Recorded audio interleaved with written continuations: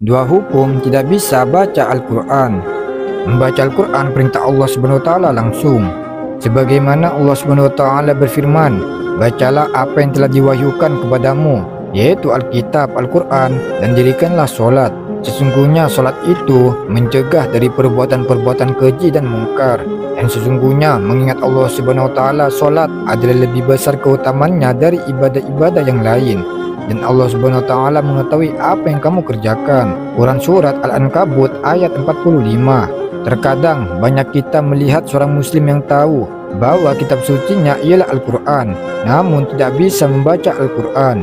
Lantas apakah orang yang tidak bisa baca Al-Quran itu berdosa? Para ulama bersepakat bahwa orang yang tidak bisa membaca Al-Quran itu ada dua kemungkinan. Bisa jadi ia berdosa, bisa juga tidak berdosa.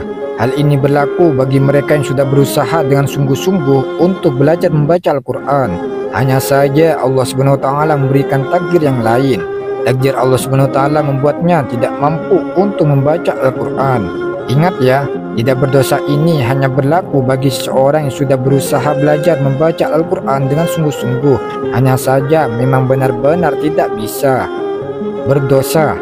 Hal ini berlaku bagi mereka yang dikenal sebagai orang akademik, memiliki kemampuan intelektual yang tinggi, namun enggan untuk membaca Al-Quran apalagi memperhatikannya, sehingga ia berdosa untuk ketidakmampuannya tersebut.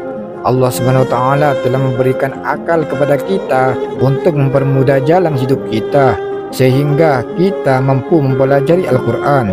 Hanya saja rasa malas yang bersarang dalam diri kita terkadang menjadi penghambat bagi kita untuk belajar. Itulah yang menyebabkan kita termasuk dalam kategori orang berdosa karena enggan belajar membaca Al-Quran.